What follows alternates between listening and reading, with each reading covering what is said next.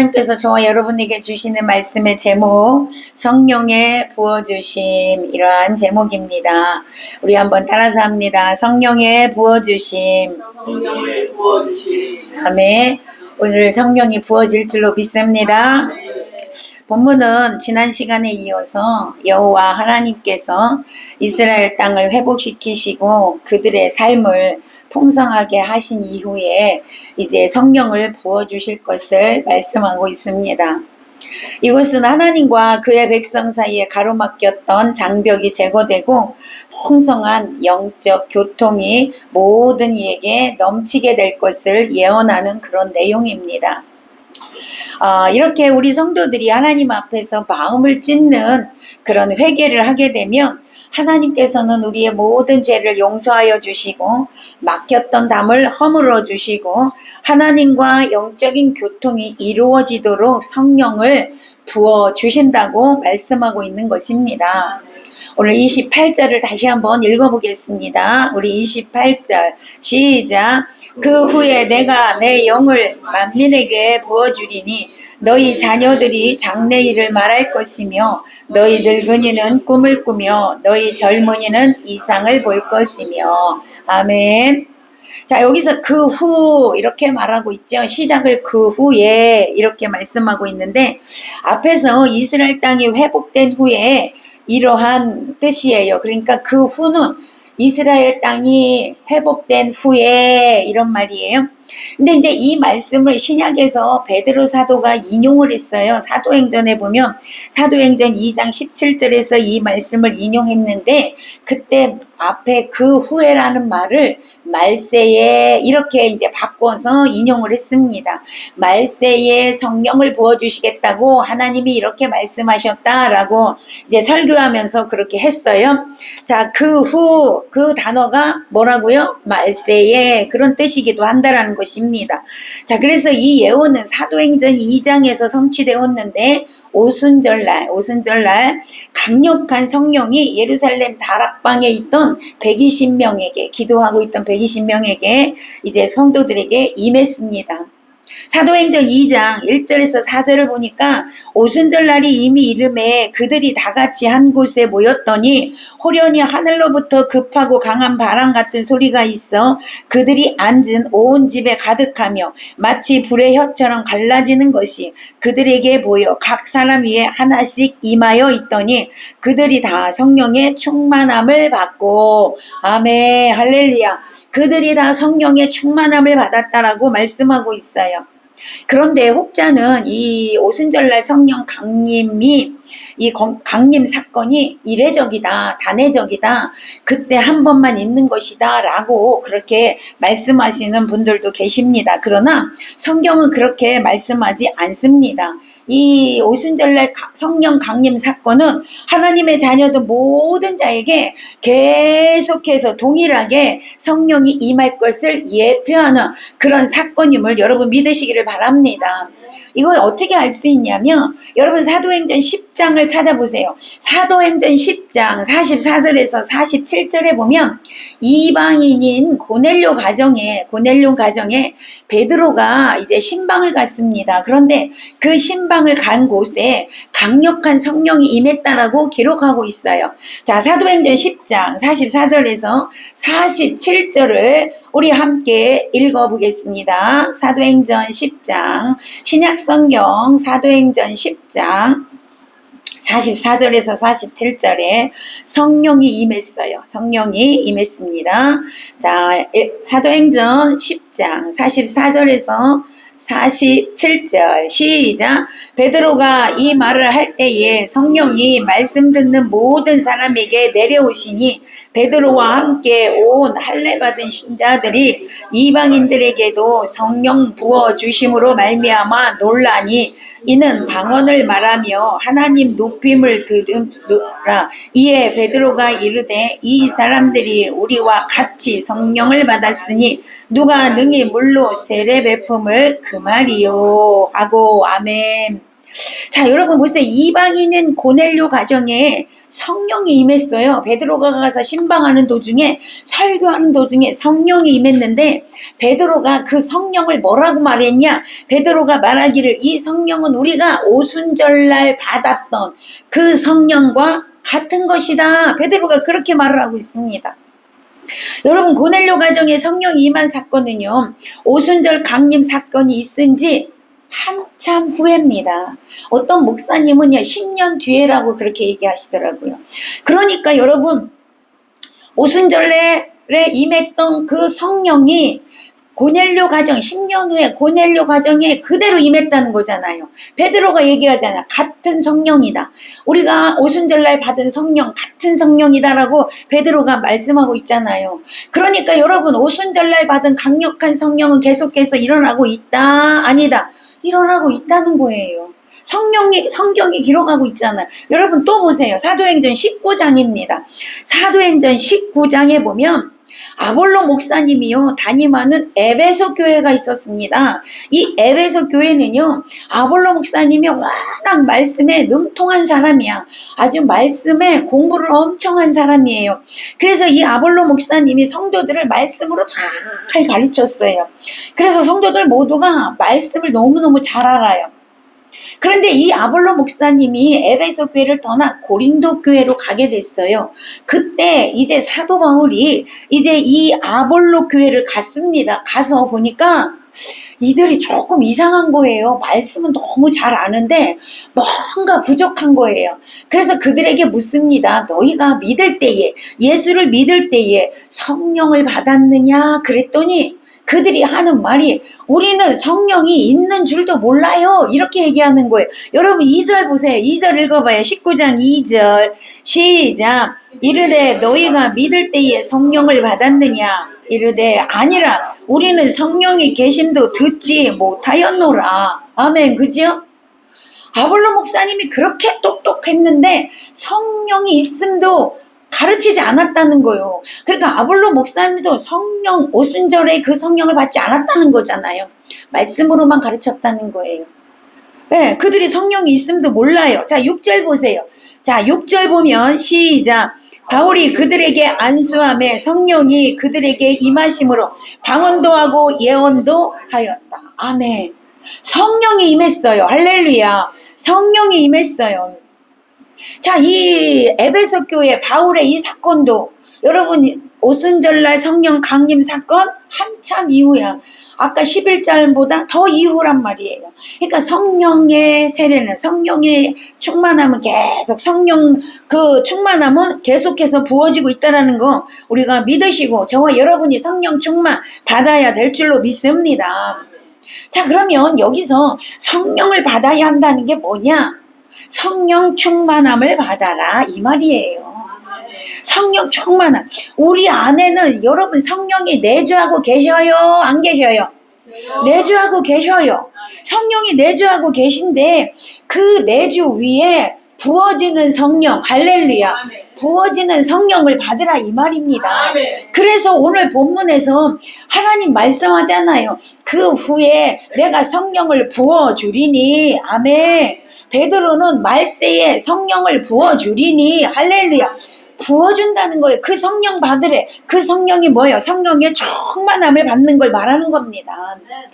여러분 예수님께서 요한복음 20장 21절에서 22절에도 보니까 예수께서 또 이르시되 너희에게 평강이 있을지어다. 아버지께서 나를 보내신 것 같이 나도 너희를 보내노라. 이 말씀을 하시고 그들을 향하여 숨을 내쉬며 이르시되 성령을 받으라. 아멘. 성령을 받으라. 아멘. 여러분 명령이야, 명령. 받아라. 이건 뭐예요? 명령이잖아요. 예수님의 명령이에요. 그러니까 받아도 되고 안 받아도 되는 게 아니요. 받아야 되는 거예요. 할렐루야. 오늘 저와 여러분이 성령의 충만함을 믿으시기를 바랍니다. 자, 그러면 예수님께서 성령을 받으라고 했는데 누구한테 했어요? 제자들에게 한 거예요. 제자들은 이미 예수님을 믿은 제자들이죠. 예수님을 따라다녔던 사람이에요. 제자들은 이미 예수님을 믿었어요. 그들에게 뭐 하라는 거예요? 성령 받으라, 성령 받으라. 아멘. 예수님이 성령 받으라 말씀하는 거예요. 너희는 이제부터 성령 충만함을 받으라. 그러니까 그 성령 충만함 받기 위해서 뭐라고 얘기했어요? 예루살렘을 떠나지 마라 그랬잖아요. 그죠? 그러니까 여러분, 우리도 이미 성령이 내 안에 계셔요. 그래서 예수를 주로 모셔드렸어요. 아멘. 예수를 주로 모셔드렸습니다. 고린도전서 12장 3절에 보니까 그러므로 내가 너희에게 알리노니 하나님의 영으로 말하는 자는 누구든지 예수를 저주라 하지 아니하고 또 성령으로 아니하고는 누구든지 예수를 주라 할 수 없느니라. 성령이 아니고서는 예수님을 나의 주님이다 이렇게 할 수 없다는 거예요. 그러니까 성령이 아니고는 예수를 나의 주인으로 모실 수 없다는 거죠. 그러니까 저와 여러분은 성령이 내 안에 계셔요. 아멘. 예수님을 나의 주인으로 다 모셔드렸잖아요. 그런데도 불구하고 성령이 내 안에 계셔서 예수를 나의 주인으로 모셨는데도 불구하고 뭐 하라고요? 성령의 충만함을 받아라. 왜 그럴까? 오늘 그 말씀을 하려고 하는 거예요. 왜 성령의 충만함을 받아야 할까? 내 안에 성령이 계신데도 여러분, 이 세상에, 험악한 세상에 악한 영들과 싸우려면, 믿음의 용사가 되려면 성령의 충만함이 있어야 한다는 거예요. 세상은 얼마나 악해집니까? 여러분 보세요. 뉴스에 나오는 거 봐요. 얼마나 세상이 악합니까? 어디 밖에 돌아다닐 수 있겠습니까? 그렇잖아요. 악한 영들이 자기의 마지막 때가 된 줄 알고, 여러분, 악한 영들이 발악을 합니다 지금. 그래서 뭐 가정 다 파괴시키고, 뭐 어디를 가나 뭐 죽는 건 살인의 일도 아니고, 여러분 지금 그런 일들이 일어나고 있는 거예요. 이 마지막 때 동성애가 활개를 치고 그러고 있다는 거죠. 이때 여러분이 믿음 지키기 위해서는 성령의 충만함을 받아야 한다는 거지요. 그러니까 이 말세를 살아가는 우리 성도들에게 성령의 충만함이 없이는 우리가 살아갈 수가 없는 거야. 그래서 반드시 받아야 한다라고 말씀하고 있는 것입니다. 그래서 오늘 본문에서 내 영을 만민에게 부어주리라. 만민에게 부어주리라. 자, 그러면 여기서 이 만민은 뭘까? 만민은 모든 사람들을 이야기하는 게 아니라 예수를 주로 모셔드린 자, 하나님의 백성들을 이야기하는 거예요. 하나님 백성들 모두에게 하나님이 성령을 부어주시겠다 이렇게 말씀하고 있습니다. 자, 그러면 누가 하나님 백성이에요? 누가 하나님의 자녀예요? 로마서 8장 9절에 보니까요. 만일 너희 속에 하나님의 영이 거하시면 너희가 육신에 있지 아니하고 아니하고 영에 있나니 누구든지 그리스도의 영이 없으면 그리스도의 사람이 아니니라. 로마서 8장 9절의 말씀이에요. 자, 그러면 하나님 백성이 누구예요? 하나님 자녀가 누구예요? 내 안에 그리스도의 영이 있는 사람.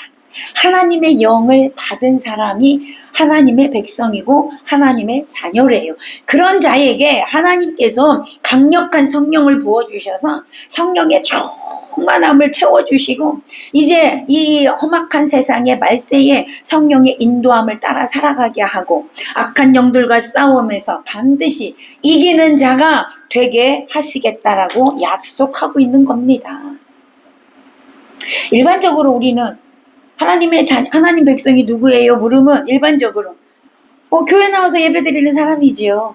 네, 주일날 나와서 예배드리고 더 나아가서 교회 뭐 등록하고 세례받고 봉사하고 뭐 충성하고 그런 사람이 하나님의 자녀죠. 하나님의 백성이죠. 물론 맞습니다. 그러나 성경은 그렇게 얘기하지 않아요. 성경은요, 반드시 하나님의 영을 받고, 아멘, 그리스도의 영을 받고 교회 나와서 예배하고 충성하고 봉사하고, 네, 이런 자가 여러분 하나님의 자녀고 하나님의 백성이라는 거예요. 입술로만 주여 주여 하는 자가 하나님 나라에 갈 것이 아니라 하나님 뜻대로 사는 자가 하나님 나라에 가느니라. 아멘. 하나님 나라는 누가 가요? 하나님 백성이 가요. 하나님 나라는 누가 가요? 하나님 자녀가 가는 거예요. 하나님 나라는 누가 가요?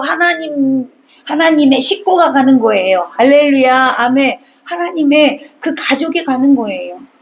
근데 하나님의 가족이 되려면 그리스도의 영이 내 안에 있어야 한다는 거죠. 사랑하는 여러분, 심령 안에는 예수의 영이 있습니까? 아멘. 진실로 예수 그리스도를 여러분 나의 구주로 모셔드리셨습니까? 아멘. 모두가 그런 줄로 믿습니다. 아멘. 여러분 안에 그리스도의 영이 있는 줄로 믿습니다. 아멘. 그래서 반드시 하나님의 자녀요 하나님 백성 된 줄로 믿습니다. 아멘. 자, 그렇다면 이제 뭐를 해야 돼? 그거로 끝나는 게 아니고 이제 그러면 뭐 해야 돼? 성령의 충만함으로 채우시기를 바랍니다. 위에서 부어지는 성령을 받아야 한다 그 말이에요. 자, 성령이 충만하게 임하게 되면 여러분의 삶이 바뀌어집니다. 이제부터 성령 충만함을 받으면 하나님이 기뻐하시는 일이 뭘까? 이게 알아져. 할렐루야. 이게 알아지는 거예요. 내가 어떻게 해야 하나님이 기뻐하실까? 하나님은 나를 통해서 무엇을 원하실까? 이런 것들이 알아진다는 거예요. 오늘 저와 여러분 안에 하나님 기뻐하시고 선하시고 온전하신 뜻이 알아지는 역사가 있으시기를 축원합니다. 아멘. 그래서 그 뜻을 이루어드리는 일에 쓰임 받으시기를 축원합니다. 아멘. 그런 역사가 일어나야 되는 겁니다. 하나님의 자녀로 살아가면. 예. 그래서 여러분 성령의 충만함을 받으면 이제는 주님을 위해 목숨 걸고 충성하게 되는 것이죠. 우리 모두는 하늘로부터 임하는 성령의 충만함을 받아 하나님 기뻐하시는 일을 이루어드리며 어떤 환란에서도 능히 승리할 수 있는 그런 믿음의 용사들이 되시기를 바랍니다. 아멘. 자, 그렇다면 왜 그렇게 예수님도 성령을 받으라고 했고 바울도 성령 충만 받으라고 했고 그렇게 했을까? 그 이유가 오늘 30절에서 32절에 있어요. 그 이유는 뭐냐면 이 세상은 마지막 종말이 오기 때문에 그래요. 마지막 때가 오기 때문에 받으라고 하는 겁니다. 자, 먼저 30절에서 31절 한번 읽어보겠습니다. 시작. 내가 이적을 하늘과 땅에 베풀리니 곧 피와 불과 연기 기둥이라. 여호와의 크고 두려운 날이 이르기 전에 해가 어두워지고 달이 핏빛같이 변하려니와. 아멘. 자, 여기서 하나님께서 이적을 하늘과 땅에 베풀어 주신대요. 그죠? 이적을 베풀어 주신대잖아요. 피, 불, 연기, 기둥. 그죠? 30절에서 베풀어 주신대. 언제 베풀어 주신대요? 크고 두려운 날이 이르기 전에. 크고 두려운 날은 언제예요? 예수님이 심판주로 오시는 날에, 종말의 때에, 그 말이에요.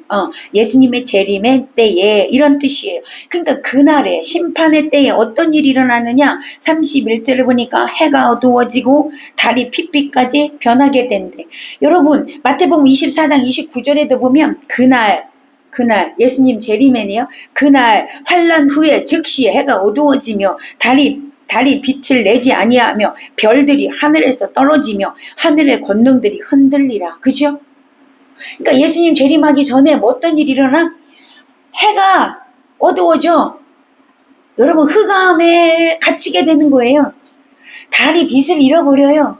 달이 여러분 핏빛이 돼버려. 달빛이 아니고. 여러분 그런 일들이 일어난다 이 말이에요.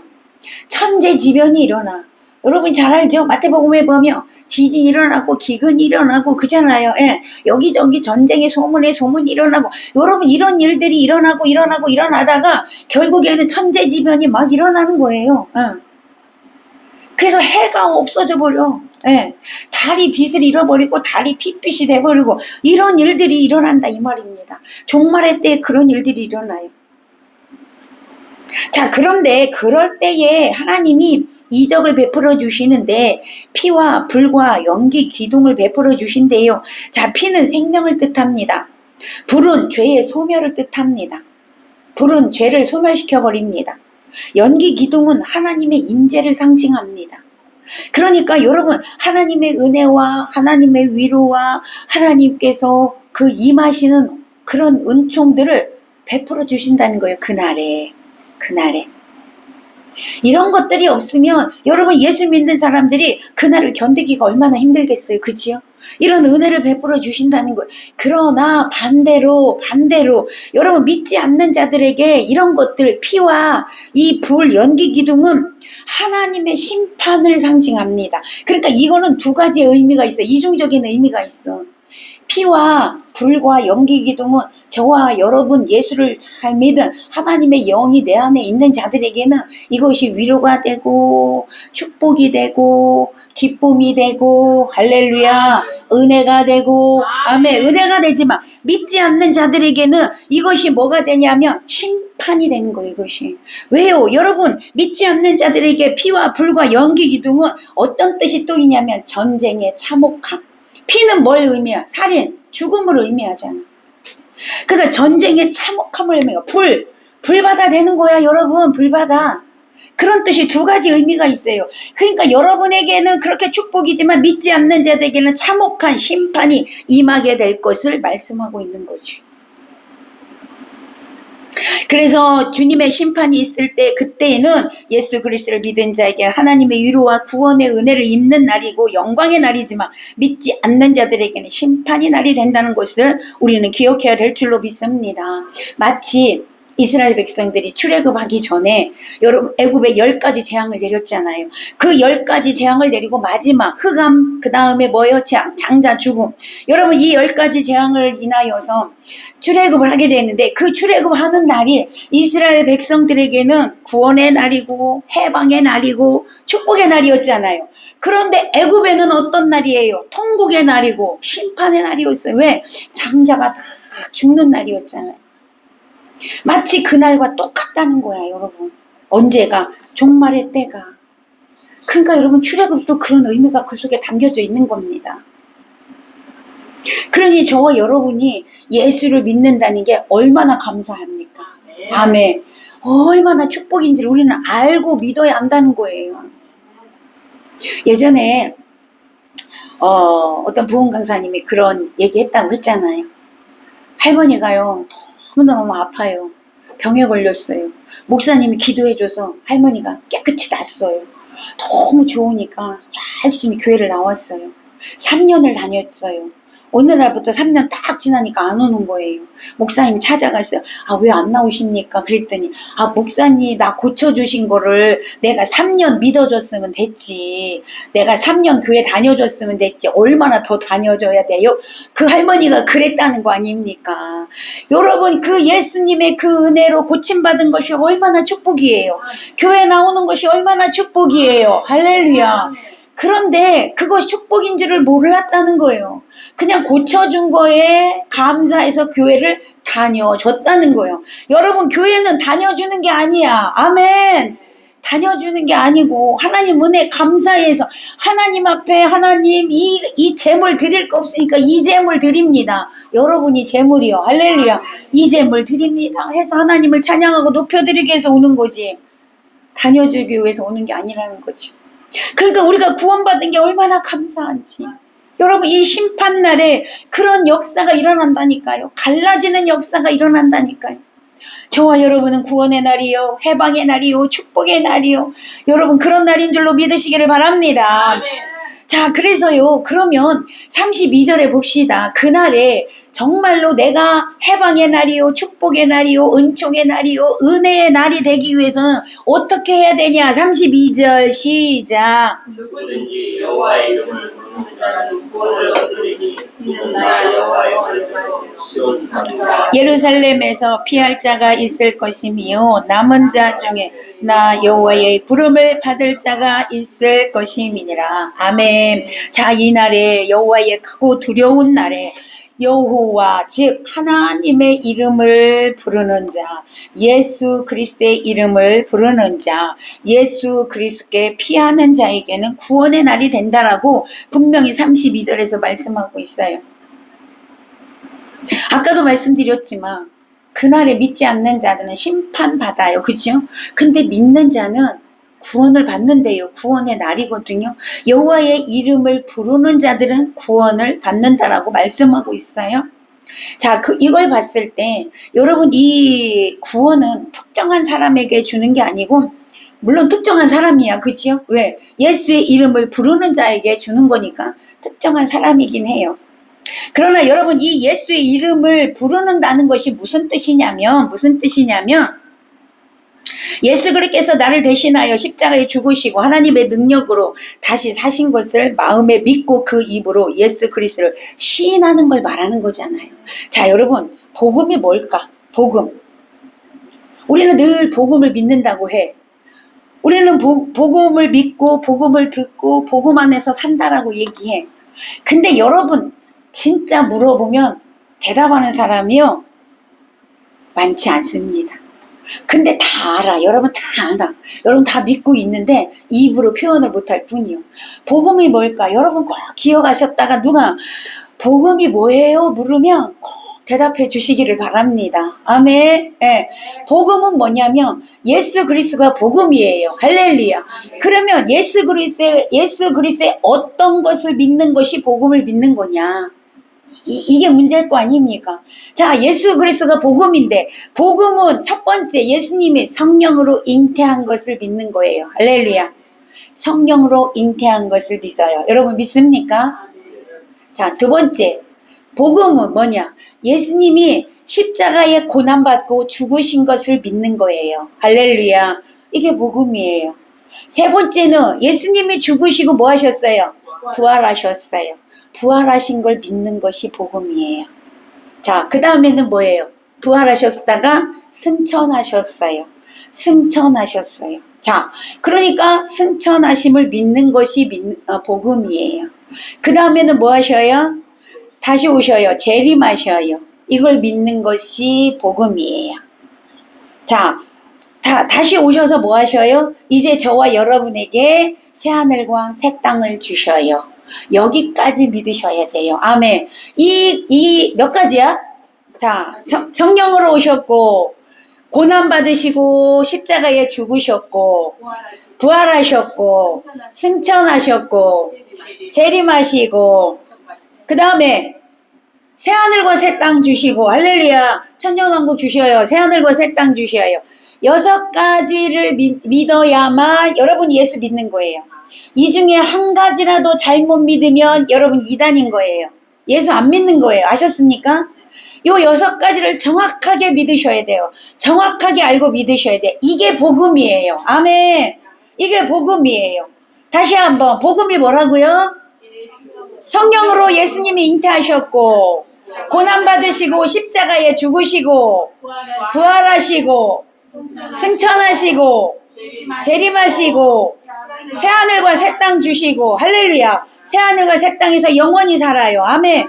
요 6가지를 여러분이 정확하게 알고 믿으셔야 여러분 예수를 믿는 겁니다. 한 가지라도 믿지 않고 한 가지라도 의심하며 예수를 믿는 게 아닙니다. 이렇게 믿는 자만이 예수의 이름을 시인할 수가 있다 이 말입니다. 자, 그런데 이 예수의 이름을 언제 부르래요? 언제 시인하래요? 크고 두려운 날에, 그날에, 마지막 날에 여러분 시인해야 된다는 거요. 불러야 된다 이 말입니다. 자, 그러면 아무 때나 지금 어디서나 예수의 이름을 부르면 아무 소용이 없나요? 아니지요. 여러분 지금도 불러야 되지요. 아멘. 그렇지 않습니까? 지금도 계속 불러야 돼요. 그런데 지금 예수의 이름을 부르지 않고 지금 예수님을 내 입술로 시인하지 않는데 그날에 할 수가 있겠어요? 없습니다. 지금 조금만 어려워도 예수가 없다라고 하고 예수 떠나버리고 조금만 문제 있으면 예수가 어디 있냐 뭐 이렇게 하는 사람이 그날에 예수의 이름을 시인할 수가 있겠냐고요? 없지요. 그러니까 지금도 주의 예수의 이름을 여러분의 삶에서 계속해서 인정하시고 아멘 부르시고 주님은 나의 구주십니다. 주님은 나의 주인이십니다. 여러분 계속해서 입술에서 이게 나와야 돼. 할렐루야. 그래서 언젠가 얘기했지. 여러분을 옆으로 푹 찌르면 뭐가 나와야 된다고? 예수. 그렇지. 주여가 나와야 돼. 이씨가 나오면 안 된다고. 주여가 나와야 된다고. 그건 뭐냐? 여러분 계속 입술을 계속 해야 나오는 거예요. 아셨습니까? 나는 예수 믿어요 하고 여기 꼭 숨겨놓고 입술로 한마디도 안 하면 여러분 그게 나오겠냐고. 안 나오지.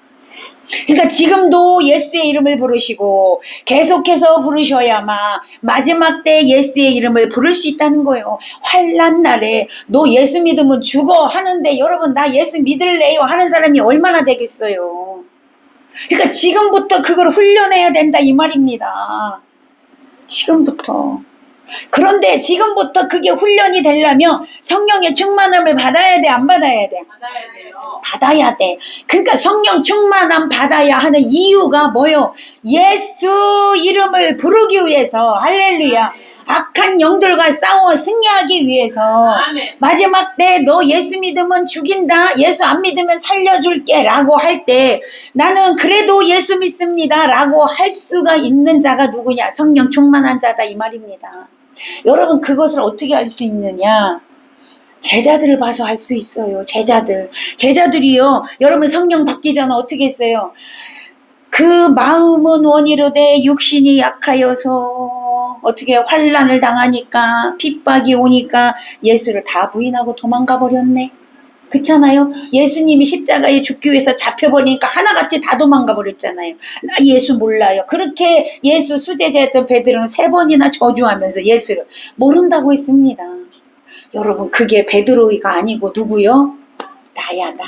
저와 여러분이야. 여러분도 그 상황에 가봐. 그 상황에 가면 우리 다 예수 모른다고 해. 왜? 성령 충만함 받지 않아서 그래. 베드로가 그런 상황이었어요. 여러분 그 3년 6개월 동안 예수님을 따라다녔던 제자들도 다 도망가고 부인했는데 하물며 저와 여러분이 거기서 나 예수 안다고 예수 제자라고 손 번쩍 들고 할 수가 있겠냐 이 말이에요. 예수님은 그걸 너무 잘 알아. 우리의 연약함을 너무 잘 아셔가지고 여러분 예수님께서 우리에게 그렇게 말씀하신 거예요. 마가복음 10장 19절에서 20절에 이렇게 얘기했어요. 말씀하셨어요. 너희를 넘겨줄 때에 어떻게 또는 무엇을 말할까 염려하지 마라. 그때에 너희에게 할 말을 주시리니 말하는 이는 너희가 아니라 너희 속에 말씀하시는 이 곧 너희 아버지의 성령이시니라. 할렐루야. 그러니까 그 마지막 때 환난이 있을 때에 네가 예수를 시인할 수 있는 것은 네 힘이 아니고 성령의 힘이야 이 말이에요. 여러분 우리의 힘으로 안 된다는 거예요. 네, 우리의 능으로 안 돼요. 성령이 도와주셔야 돼요. 성령께서 그 말을 하게끔 하셔야만 하는 거예요. 그래서 성령 충만함으로만 가능하다는 거예요. 성령의 능력으로만 가능하대요. 스가랴 4장 6절에서 뭐라고 말씀합니까? 야, 네 힘으로 안 돼. 네 능력으로 안 돼. 오직 여호와의 영으로만 되느니라. 아멘. 성령으로만 되느니라. 성령으로만 되느니라. 여러분이 지금 살아가는 동안에 얼마나 힘듭니까? 지금 이 시대가 그렇게 힘든 시대가 돼버렸어요. 여러분 그 힘든 시대를 이겨나갈 수 있는 힘은 성령의 힘밖에 없다 이 말이에요. 이게 성령 충만함 받아야 할 이유입니다. 이유. 여러분이 믿음 생활에서 승리하기 위해서 믿음의 용사가 되기 위해서는 성령 충만함을 받아야 한다는 거예요. 여러분 이것도 제자들을 통해서 할 수 있어요. 아까 성령 받지 않으니까 어떻게 했다 그랬어요? 다 도망갔다 그랬죠. 예수 부인했다고 했죠. 그런데 이 제자들이 오순절날 성령 충만함을 받고 나니까 어때요? 성령 충만함 받고 나니까 여러분 목숨 걸고 예수 전하잖아.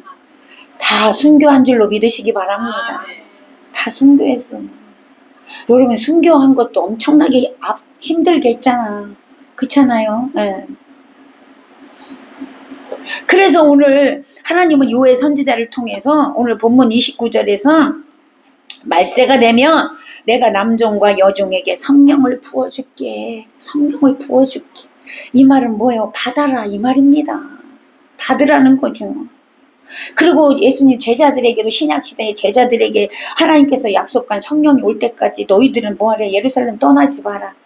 이게 뭐예요? 성령 받지 않고 나가서 전도하지 말라는 거예요. 가면 뭐 어떻게 된다고? 다 깨져버리지. 다 넘어진다는 거예요. 성령 받고 일하라. 여러분 교회에서 성령 받고 일하시기 바랍니다. 여러분 전도하려면 성령 받고 전도하시기 바랍니다. 여러분이 일상생활을 하시기 위해서 성령 받고 하시기 바랍니다. 성령 충만함 받아야 마귀가 와도 그냥 단칼에 물리칠 수 있는 거예요. 여러분 안에 성령의 검이 주어지는 거예요. 아멘. 성령의 검을 갖고 싸워야 이기지. 그냥 싸우면 여러분 백전백승이 아니라 백전백패가 되는 거예요. 오늘 예수님께서 여러분에게 말씀합니다.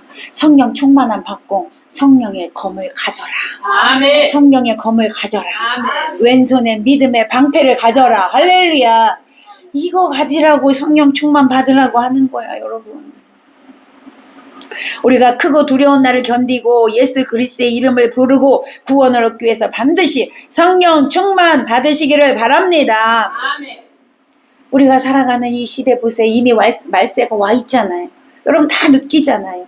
이때 어떻게 신앙생활을 해야 되냐. 그 해답을 오늘 예수님께서 말씀하신 거예요. 오늘 요엘 선지자를 통해서 하나님이 말씀하신 거네요. 말세에는 너네 힘으로는 도저히 살아갈 수가 없단다. 그러니 내가 성령을 부어줄 터이니 성령을 받아라. 할렐루야. 아멘. 저와 여러분 성령 충만 받으시기를 바랍니다. 아멘. 말씀 맺습니다. 사랑하는 여러분, 우리는 성령 충만 받아 성령의 인도함을 따라 살아가시기를 바랍니다. 성령이 우리의 삶을 통해서 맺게 하시는 열매들이 있어요. 하나님이 우리에게 원하신 열매가 있어요. 그 은혜로운 열매들이 성령으로만 맺을 수가 있습니다. 성령 충만받아 열매를 풍성히 맺으시기를 바랍니다. 그래서 저와 여러분은 하나님께서 인정하시고 하나님 앞에 섰을 때 칭찬받는 저와 여러분이 되시기를 바랍니다. 또한 크고 두려운 날에 우리 모두 예수의 이름을 부름으로 다 구원받는 저와 여러분 되시기를 축복합니다. 축복합니다. 기도하겠습니다.